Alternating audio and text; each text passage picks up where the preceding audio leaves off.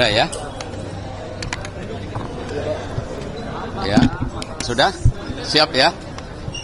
Terima kasih dengan seluruh rekan-rekan awak media yang diharapkan bisa menyebarkan berita ini agar diketahui oleh seluruh masyarakat Indonesia, pencinta keadilan, pencari keadilan, dan tentunya kepada otoritas yang memiliki kewenangan untuk menata bagaimana proses penegakan hukum di Indonesia ini bisa memberikan kepastian hukum, perlindungan hukum, dan dapat mendorong tercapainya pembangunan di Indonesia yang lebih baik. Nah, tadi sangat jelas sekali kalau kita mendengar tuntutan, sebenarnya kami berharap tuntutan ini disusun secara profesional, taat asas, dan akurat. Ya.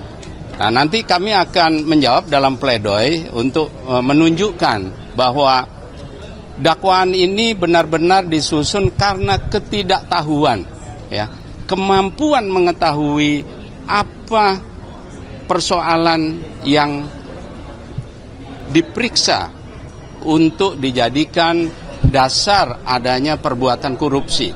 Jadi karena ketidaktahuan, maka kesimpulan-kesimpulan yang diambil berdasarkan misinterpretasi tersebut, itulah yang dijadikan dasar.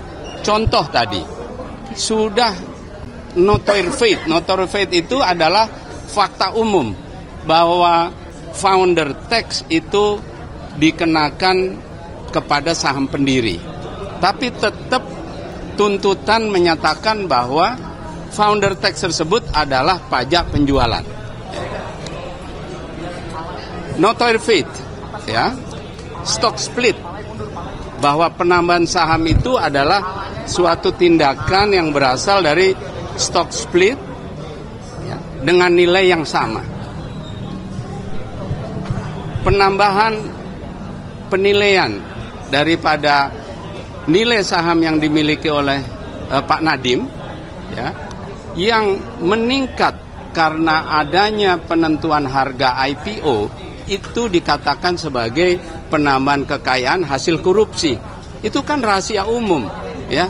Rasanya anak sekolah SMA sekarang sudah mengetahui bahwa peningkatan harga saham karena adanya perubahan harga saham di bursa itu adalah peningkatan kekayaan karena adanya kenaikan harga saham, bukan dari hasil korupsi. Nah, hal-hal seperti ini sangat membahayakan proses penegakan hukum, ya. Apalagi tadi dikatakan sudah ada persekongkolan antara Pak Menteri saat itu Nadiem dengan Google. Ini bukan main-main. Menyebut Google sebagai institusi internasional, ya, telah melakukan persekongkolan dengan seorang pejabat negara. Ini sesuatu yang sangat serius yang harus dibuktikan. Nah, persepsi-persepsi yang dibangun ini sangat membahayakan. Oleh karena itu, kemudian juga didukung oleh adanya ketidaktaatan terhadap asas dan norma. Jelas tadi dikatakan bahwa dalam dakwaan ini, ya, bertumpu kepada best practice. Tidak dikenal dalam sistem hukum di Indonesia best practice. Yang ada adalah asas legalitas. Ya, nggak ada asas best practice. Kalau kemudian dikatakan lebih dari 100 putusan pengadilan yang didasarkan kepada best practice itu dijadikan referensi bahwa best practice itu benar, maka justru dakwaan ini membongkar bahwa selama ini telah terjadi putusan pengadilan yang mengandung miscarriage of justice. Nah, ini sangat berbahaya bagi proses penegakan hukum. Yang ketiga, akurasi.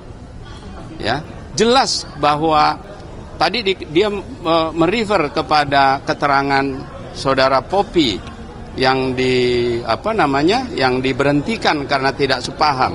Jelas di dalam proses persidangan Poppy mencabut BAP-nya. Dia mengakui bahwa dia yang mengusulkan Chromebook. Nah, pengambilan fakta-fakta persidangan yang tidak sesuai, yang tidak akurat, ini merupakan tindakan yang sangat berbahaya. Ya. Oleh karena itu reformasi pengadilan sudah harus dipikirkan. Kalau perlu kita gunakan robot untuk memonitor fakta-fakta persidangan. Sehingga praktisi hukum hanya mengevaluasi terhadap fakta persidangan. Karena sesungguhnya persidangan pidana itu adalah menggali kebenaran material. Ya, tadinya kami berharap bahwa kami akan menghadapi tuntutan yang disusun profesional, taat asas, dan akurat sehingga kami bisa berdebat secara hukum dengan baik. Nah, oleh karena itu, satu lagi, justru orang-orang yang melanggar hukum gratifikasi, ya, ada 60 orang lebih, ya, itu tidak ditindak. Bahkan digunakan keterangan-keterangannya tadi sebagai keterangan yang memojokkan untuk memperkuat dakwaan. Ini juga berbahaya. Ya. Oleh karena itu kita harapkan hakim tidak terprovokasi. Ya, dalam persidangan Ibrahim kita melihat ada 2 hakim yang masih menggunakan pertimbangan-pertimbangan yang baik sesuai dengan hukum, sesuai dengan fakta persidangan. Nah, ini mudah-mudahan di persidangan berikutnya para majelis bisa belajar. Karena ini bukan persoalan Pak Nadiem dengan negara, bukan persoalan Pak Nadiem dengan Mahkamah Agung. Ya, ini persoalan, ya, fakta material berhadapan dengan kejujuran. Penegakan hukum ini membutuhkan kejujuran, bukan nafsu untuk membunuh, bukan nafsu untuk memenjarakan orang. Kalau persidangan ini nafsu untuk memenjarakan orang, buat apa persidangan capek-capek, ya? Jadi persidangan pidana membutuhkan kejujuran. Kejujuran itu transparan, media meliput. Dan kami dalam pembelaan nanti akan mengungkapkan semua fakta-fakta di persidangan agar fakta-fakta tersebut diketahui untuk dijadikan referensi dan tidak bisa ada dusta di antara kita. Sehingga putusan majelis dapat didasarkan kepada fakta-fakta yang ada.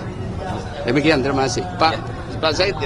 Ya, rekan-rekan semua, pada kesempatan sore ini, tuntutan jaksa penuntut umum mencerminkan Nadiem harus salah. Jadi bukan bagaimana pembuktian dalam ruang sidang, tapi Nadiem harus salah. Pertama, dalam tuntutan, jaksa penuntut umum tidak membantah logika BPK. Ahli BPK yang kita datangkan, dia adalah mantan ketua BPK RI, tapi logikanya tidak dibantah, dia hanya dibilang dia tidak independen. Apa dalil dia tidak independen tidak dijelaskan. Padahal secara jelas bahwa Bapak Agung selaku ahli audit itu menyatakan ada prosedur, ada mekanisme, dan ada metode yang harusnya ada dalam uraian audit BPKP yang dijadikan bukti oleh kejaksaan bahwasanya telah terjadi kerugian keuangan negara. Fakta ini tidak dibantah dalam tuntutan jaksa penuntut umum, hanya menyatakan dia tidak independen. Itu satu poin dalam konteks audit BPK terkait dengan ahli yang disampaikan oleh Pak Agung. Poin yang kedua, dalam konteks pemidanaan harus ada kausalitas antara perbuatan dengan kerugian keuangan negara. Perbuatan Pak Nadiem itu mengatakan go ahead, itu dibungkus seolah-olah Pak Nadiem memerintahkan pemutusan untuk membeli Chromebook. Di mana korelasinya ini?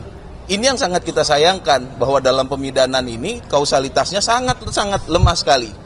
Yang ketiga, dalam konteks hukum administrasi negara, keterangan ahli yang kita hadirkan itu kemarin sudah sangat tegas bahwasanya kalau ada pelanggaran atas sebuah kewenangan, maka mekanisme yang ditempuh adalah mekanisme administrasi negara, karena pasal yang digunakan adalah penyalahgunaan wewenang. Tapi faktanya mekanisme ini tidak dibantah oleh oleh tuntutan jaksa penuntut umum sebagaimana dijelaskan tadi. Tapi narasinya selalu tidak independen. Oke, sekarang yang terakhir. Kita sangat menyayangkan di sini tidak dibangun oleh dasar narasi atau dasar fakta yang sesuai dengan persidangan. Apa salah satunya? Yaitu Google tidak pernah jualan Chromebook. Ini fakta penting. Google tidak pernah jualan Chromebook, artinya ketika Google hanya memiliki saham di perusahaan yang notabene Pak Nadiem juga memiliki saham di perusahaan yang sama, tidak berarti itu adalah hubungan bisnis. Terlebih lagi yang menjual Chromebook itu adalah vendor, reseller, prinsipal.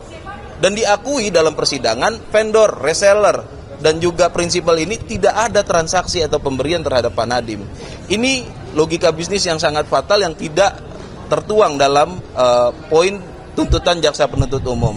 Ini tentu sangat kita sayangkan, tapi dalam persiapan pledoi, semua akan kita bongkar, semua akan kita sajikan, termasuk bukti-bukti rekaman video pada saat keterangan sidang. Semua saksi akan kita hadirkan, rekaman videonya, dan kita akan tampilkan tentu. Dan terakhir, kami masih meyakini majelis hakim nantinya akan memutus perkara ini dengan adil, dengan baik dan benar, dengan hati nurani. Hal mana kita sudah lihat ada 2 dissenting opinion yang sudah disampaikan Pak Dodi tadi dalam sidang kasusnya putusan IBAM, ya. Nah, mudah-mudahan setelah Pak Nadiem operasi kita bisa mempersiapkan pledoi yang maksimal, bukan hanya untuk membuktikan kepada ruang sidang, tetapi Pak Nadiem akan membuktikan kepada seluruh rakyat Indonesia dan catatan sejarah rakyat Indonesia bahwasanya dirinya tidak melakukan korupsi sebagaimana didakwakan dan dituntut. Terima kasih. Ya. Dan juga masih ada akal sehat dan hati nurani di pengadilan tipikor ini. Terima kasih. Selamat malam.